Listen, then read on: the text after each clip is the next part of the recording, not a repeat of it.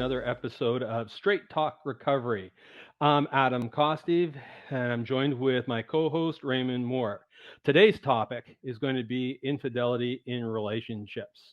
As we know, this is a topic we see in social media, mainstream media too, and shows and stuff like this. We see all kinds of different aspects of infidelity. And so we wanted to touch on this topic today. So, infidelity happens for many different reasons. We hear so often about uh, something that they're missing in their lives. That a client comes to us all the time and says, it happened, I wasn't communicating with my wife. I wasn't getting what I used to be. Things had changed. And this other person was listening to me. This person was giving me attention. They were seeing me for who I was.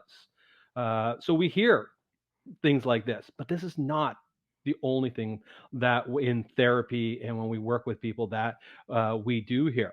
The other part that is because we work in addiction, we also hear about what attracts people to do the revolving door of infidelity, where it's they go and have a another outside relationship in a relationship. They may even say that they love this person, yet they can't stop uh, from chasing these other relationships. And when we delve down into it, it again, it's from the addictive behavior. It's about what they get out of the actual process itself.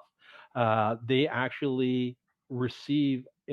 Whether it's the adrenaline spike, whether it's those feelings of the chase that they describe so often, that the excitement about it, and then all of a sudden they'll be in that relationship, outside relationship, and it lasts for a little while and it loses that excitement. And all of a sudden, it's moving on.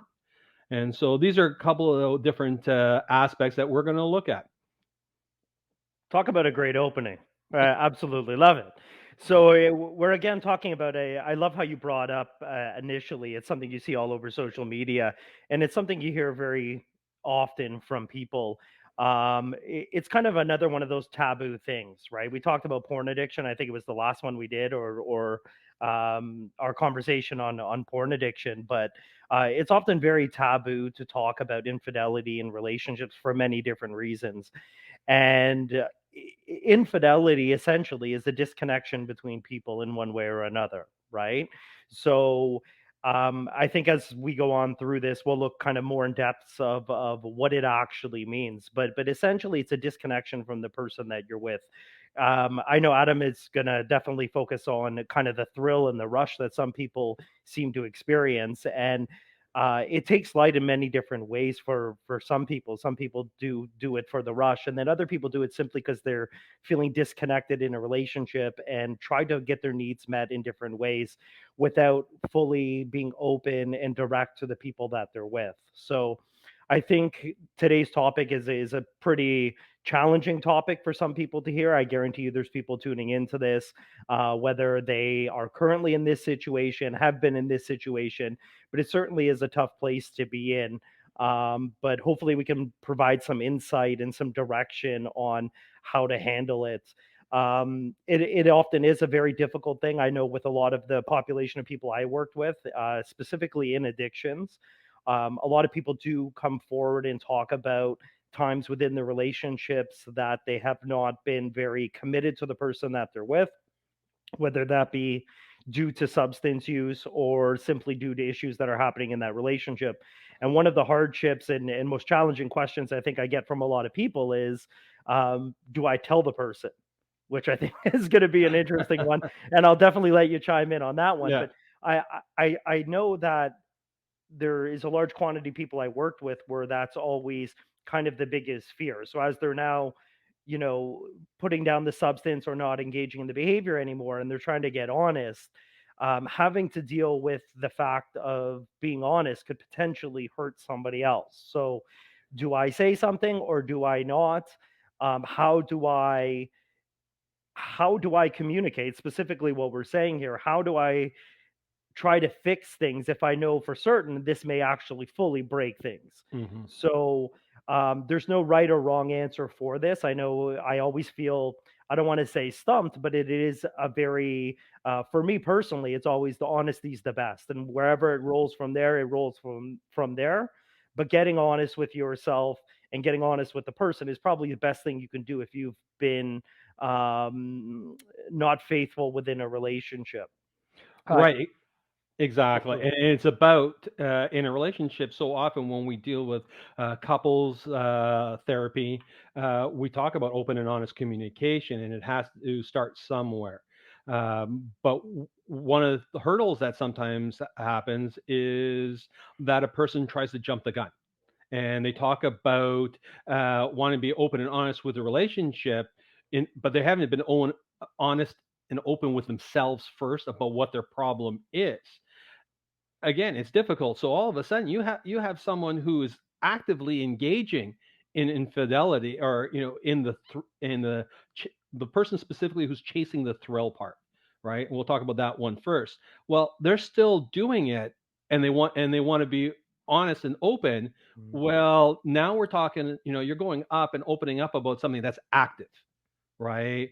Which can, again, you talk about being hurtful for the other person, even more so, saying that, this is actively going on, right? Which is very different than saying, you know what, this has happened in the past. I'm trying to deal with it. I'm working, I'm getting help. I'm already here. There may still be consequences to the truth. There's always consequences, whether that person's ready or not. We as a person can't dictate what another person feels or is going to react, and it has a lot to do with their core beliefs. Me and Ray have had this conversation before. Is what's that line in the sand that ourselves we won't cross, or if someone else crosses that, that's that unforgivable for us, right? Yeah. We don't know what it is for that other person, and so that there could be consequences.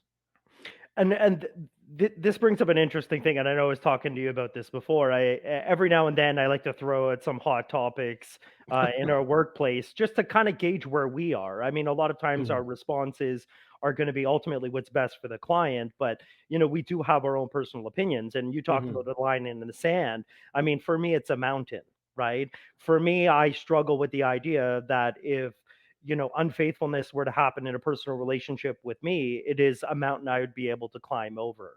And I really don't see that as being an option for me. Mhm. One of the things that comes up, and you talked about the idea of the thrill. It always brings me back to the, well, why are they in the relationship in the first place? Like, I mean, essentially, if the thrill is to go out and keep reconnecting in the relationships, get that thrill, get that nice little dopamine rush from the beginning, new, fresh, exciting, whatever it is that may be driving that thrill. What is the point or purpose of being in the relationship in the first place? And then I know one of the things that I've kind of noticed, it's all about something. There's something that's still there, and I personally, and I definitely want your 2 cents on this one. It's always about safety. There's some element of safety Yeah. that lies within that relationship, despite the fact I'm being unfaithful in that relationship. There is still something, and I know with a lot of the population I deal with, it usually boils down to financial security. That Mhm. there's something that is there that and it could be kids as well. Let's not forget kids. The Mhm. kind of moral idea that I'd be leaving my kids or so on and so on. um, but what ultimately, Adam, keeps people in that situation, in knowing, because essentially that's being single, right? Like that's playing the field or whatever the expression is Yep. these days. Mhm. So why do people hold on to something that clearly is causing guilt and shame for the person actively Mhm. engaging, while also hurting the other person that's involved in the relationship as well? Right. And that's a good point. And that's a very important question. Is when we speak with clients, we encourage them to look deep inside to figure out what that reason is. For some of them, it's fear, the fear of ending a relationship. It's one thing for them to end a relationship outside that they don't put much stock into, that it's, not that. But like you said, that keyword safety, right? That's their safe place. It's what they know, right? And the unknown is the part that for some is terrifying. For some, the financial unknown, what's going to happen, the start over part, the kids, but fear. play such a big part, and yet they're still driven Mhm. to the outside, and they're able to put aside that fear for a moment, but they still have fear, or sorry, shame, guilt at times that comes over them, and then it's a distraction, right? So instead of working on the relationship, because we hear it all the time, I'm doing this and all this, but I love my partner, I love my Mhm. family, and it's about going looking at, so, well, what does your family represent? What do you get from them if you're spending so much time and effort and energy somewhere else? What are Mhm. you giving back? And then you see the disconnect. Well, they're actually not connected with the family in a lot of the cases. They're not spending time there. And again, like you said, it's almost like dating. It's almost be like being a single person, but having that, fall back, right? It's a safety net, and Yeah, and I think we're crossing in the line of sex addiction as well mhm. too, right? Yep. Like the entire time you're saying that, I mean, the addiction counselor in me is going to, very Mhm. normal behavior for Mhm. for a sex addict, right? Mhm. I want to flip the script a little bit for just a second because there are clearly those that are unfaithful in those relationships or there's infidelity in those relationships. I often see though too, and you hit on it a few times, is within that that relationship, the communication breaks down. Yeah. And I think I opened up with talk about that disconnection within Mhm. the relationship, and a lot of times, and maybe touch on this a little bit, but a lot of times couples start to drift further and further apart. So we've talked I think in our first relationships podcast, we spoke about kind of how people connect in the first place, but with this often comes with some sort of disconnection, right? Mhm. So what is it that people can do, because perhaps there's even people that are thinking of being unfaithful in their relationship, or maybe in a position where perhaps they haven't engaged in an act, Mhm. but perhaps there's something inside of them that's actually pushing them away. What is something we can suggest to our listeners that will actually help them kind of bring that connection back before it gets too far pulled apart? Right. And yeah, and this is the other side that I mentioned in the very beginning, is this is the part where, and I like how you said that because this is what we hear all the time. We drifted apart. What they're actually saying is we've stopped communicating, Right. right? What we can say to others who are struggling and all this is, with honest communication is about being intentional, right? Is life gets busy when we delve into these relationships and start talking. Well, I'm running with the kids to hockey practice and doing this and doing that. They're doing this. Well, there's a disconnection in time and energy that they're actually focusing on the relationship itself, and that's usually one of the largest components when it comes to this drifting apart. What I can say to couples that I work with is you have to become intentional. You actually have to plan. Those people who are struggling, start making plans to spend time together. Make intentional uh, effort to have conversations.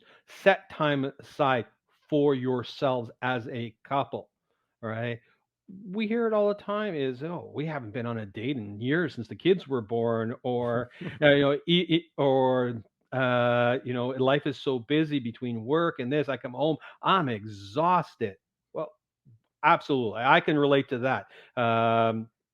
Life is busy at times, but if we do not prioritize the relationship as we prioritize other things in our lives, all we're doing is letting it go to the side. And so we all play a part in this, drifting apart, that we keep easily going back and calling it that.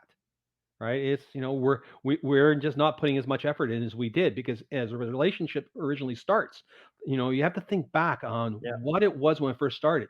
We were, thinking about our partner all the time. We couldn't wait to see our partner, to talk to them, to let them know what was going on with us, right? And then all of a sudden the conversation becomes cursory on the outside.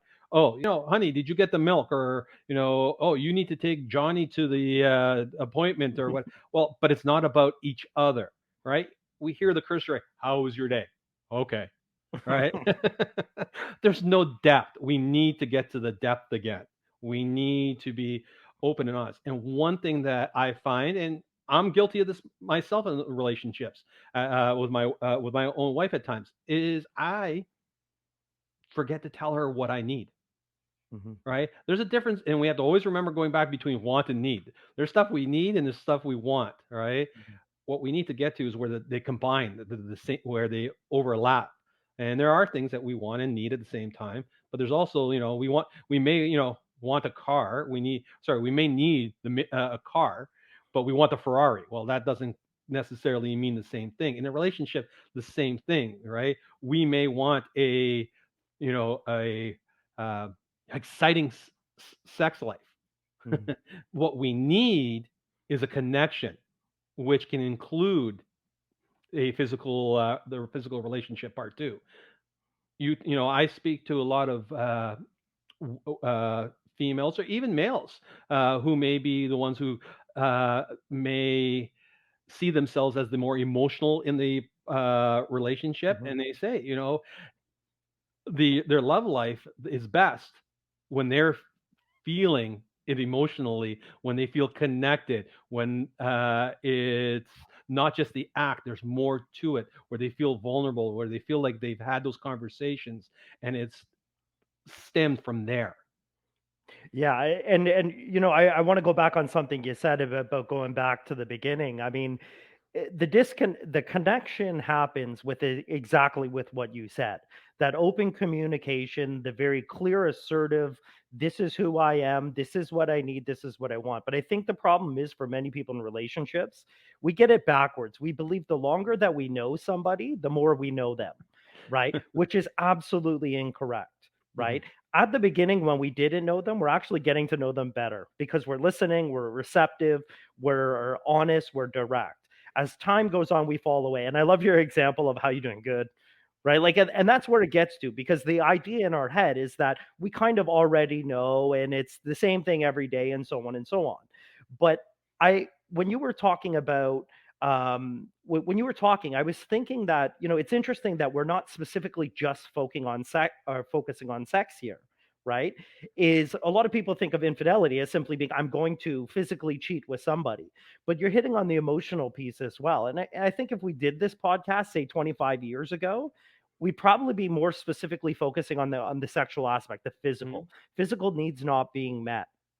But these days, you see a lot of that. It's not just about the physical act anymore. It's about the emotional absence, or that emotional connection absence within a relationship. And this is Mhm. why you're seeing people on chat lines or on video chats and all of this stuff now, where they're trying to get those particular needs met in different ways. Yeah. And I think the key to really looking at reconnecting is again, and I find like we say this a lot, is going back to the basics of the relationship and actually opening up. If it's a physical need that you're missing in your relationship, talk about it.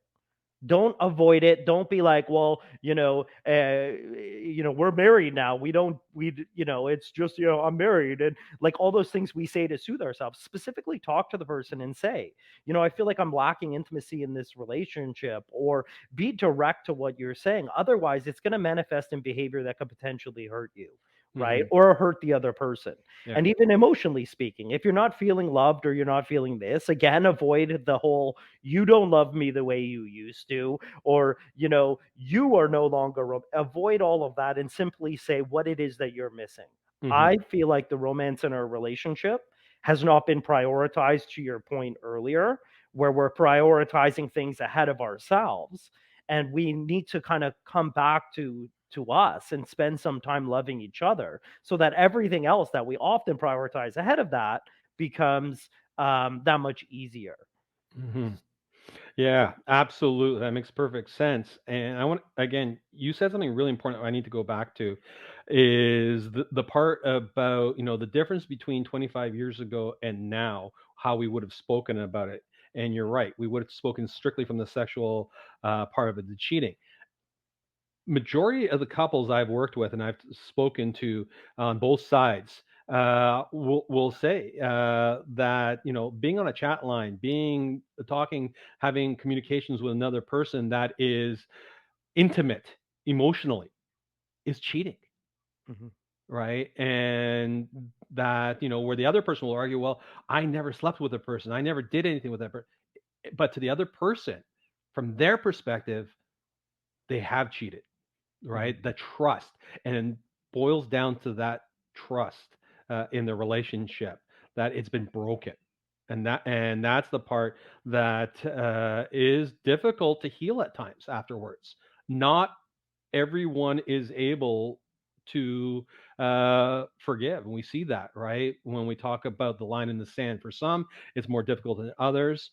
We also, I think, need to talk about that other piece, where in some cases, why do people stay together when something happens or whatever? There's that codependency piece. It's Yeah. the fear that people will have. I've spoken to people. Why do you stay with this person if they continually do this to you and all that? And a lot of times it goes down to the self-esteem, the fear. Can I get another relationship?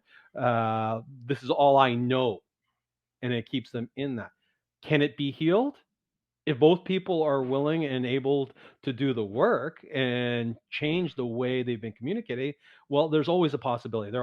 There's always hope, but it takes two. A relationship is not a singular uh, person. It's two people who come together and form that relationship.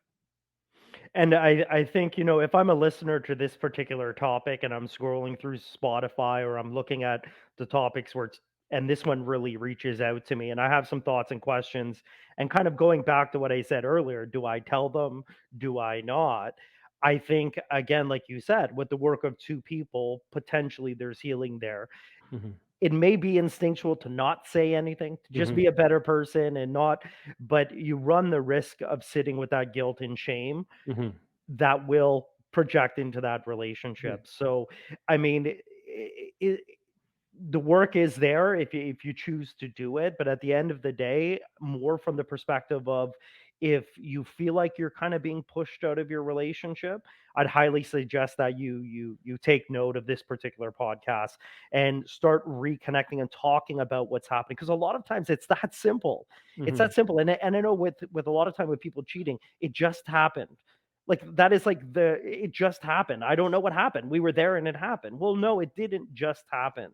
The Hmm. reality was is there was a series of events that happened prior to that that all involve your emotions that allowed you to look for something that was going to meet that Hmm. need. And although it was a mistake and although you may regret it, ultimately at the end of the day, we have to come back to that initial absence in your life that's pulling you away from the other person.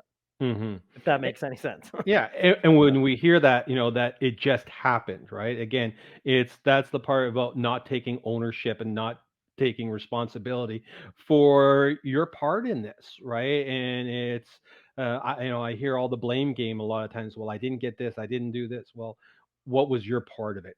A relationship, like we said, is two people. Both people are part of a relationship. Means both people have something that has happened. They've done a portion of it. There's something there. Asking the one thing I ask people that when they come to me, and I love going throwing questions back at people when they ask me a question in therapy. So they'll say, should I tell my partner or whatever that this happened? I'll put it back. Okay, so you need to ask yourself: is it going to hurt them more now, or if yeah, you behave yourself and you've stopped at this, but yet 5 years, 10 years down the road, it comes out. Which one's going to be more harmful to the relationship then, Mhm. right? I can't answer that question for them. Only they can answer that for themselves. Which is very frustrating for them. Right. It is. Because you wanna know that really in any area that we're talking about, we're always talking about getting honest, being open and direct, and that's the Mhm. one area where you really take a risk at hurting someone else. So it's a great question. Do I actually say something or do I not? But my question always for a lot of people falls back to Mhm. how do you think that's gonna make you feel in knowing that? In knowing that you have been unfaithful or things have happened, how do you think you're gonna feel inside? Regardless of whether it hurts the other person, Yep. is it going to hurt you? moving forward with your ability to connect with that person. Mm-hmm. So it's one of those things where if you tuned in for a very simple answer, you're not going to get it, No. right? But those are some suggestions to really look at. Yeah, exactly. So, and that's what we can end this episode on, is the fact that there's a lot of internal questions that you need to answer for yourselves and dig deep. So that's what we recommended. So on behalf of Adam and Ray here, I just want to say thank you for listening and watching us on our first video session of Straight Talk Recovery. We look fabulous, by the way. We look fabulous. I love it. Yeah, absolutely. And we remind you one last time, keep talking. Bye, everybody. Bye.